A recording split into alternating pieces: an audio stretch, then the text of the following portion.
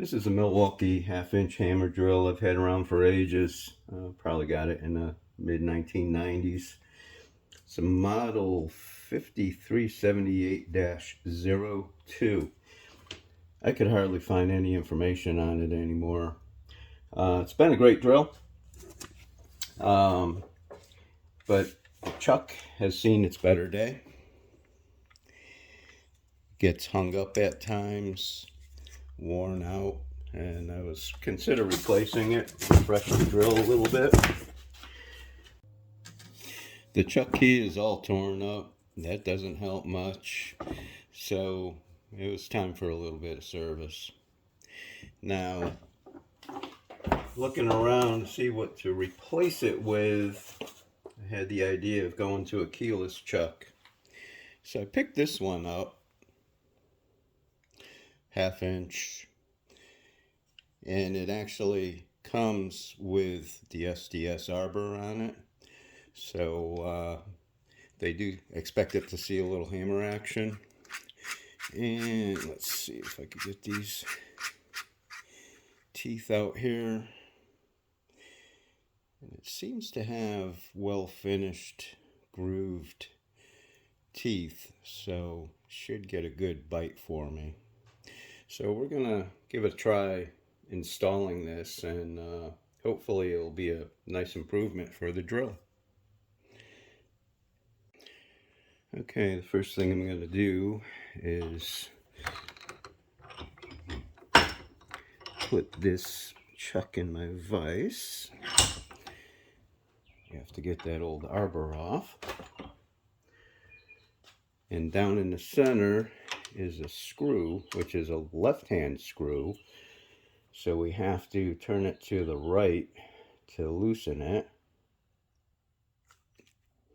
Okay, that wasn't too tight. That's good. Pull that out.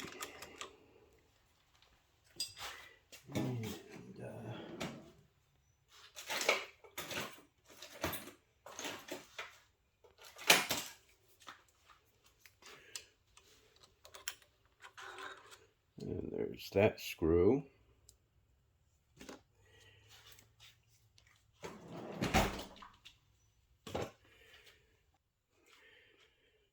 Now that the screw is out, we'll take a large Allen wrench and chuck it up into the jaw.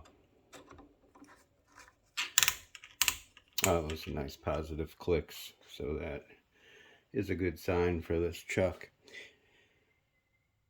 Now this screws on with a 1/2 inch 20 pitch, which is 20 threads per inch, thread, which is a regular right hand, so we should be able to take this off. Well, and that was loose. It was finger tight. This doesn't always go that smooth. Okay, but there is the thread and the chuck ready to go on. Let's see what it takes us to get the old chuck off of the Milwaukee.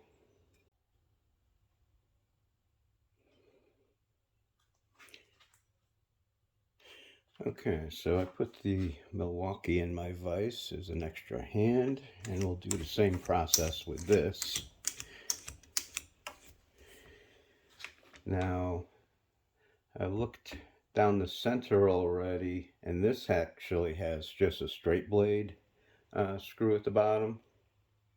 And I also am fortunate enough that the spindle extends, and there's a couple of flats on it where you could get a wrench. The tough part is it's narrow, so you need a narrow wrench to get in. The closest I have that I found is 11/16, and it kind of works. It's a little loose, so it's probably actually a metric size. I just don't have any that are thin. This should be good enough.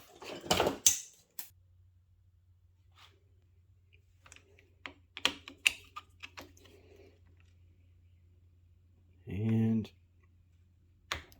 ooh, okay, that just broke loose. Actually wasn't too tight either. Sometimes this is troublesome. Okay, that one's loose. Pull it out.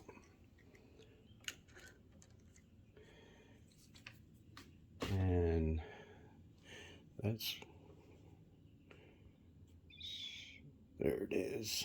So that's what the screw looks like in the Milwaukee. And this one's in very, very good condition, so I'll be able to reuse it. Surprisingly, I don't see any thread sealer on it. Replacement screws come with some thread locker already on the thread, so I'll probably put a dab on when I put it back in. And then it is the same process. We'll bring this down a little bit, close down on the Allen wrench, and as a right hand thread, we unscrew to the left. Ooh. Okay. And again, not too much of a battle.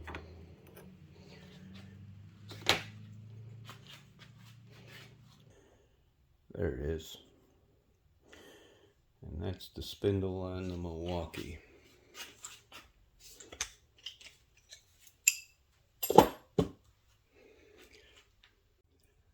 So now we'll reverse the process. Put this new chuck on.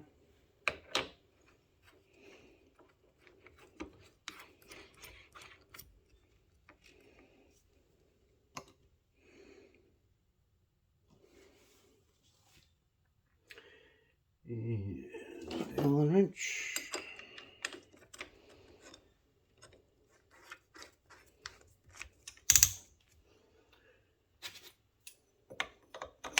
Hold the spindle. Tighten it up. That should be good. I'll leave that there.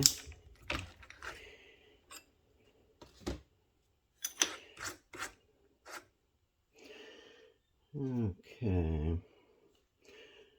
Put a little dab of medium strength thread locker on the screw.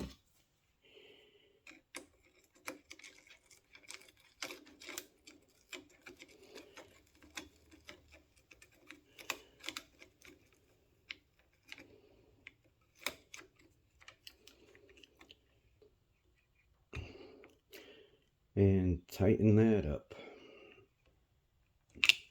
Should be good enough. Alright. There we have it.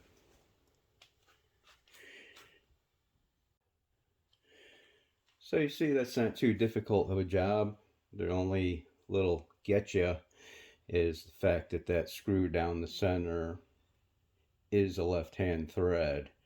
So and sometimes they're beat up a little bit. Sometimes they have the thread locker, so they could give you a little trouble. But otherwise, let's see how this behaves. And that's the only other thing I was worried about.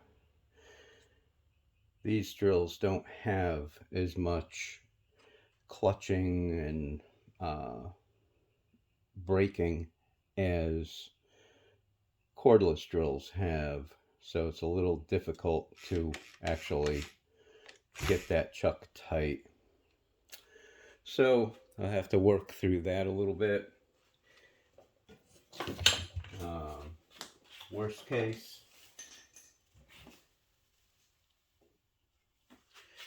just have to apply a little bit of careful power.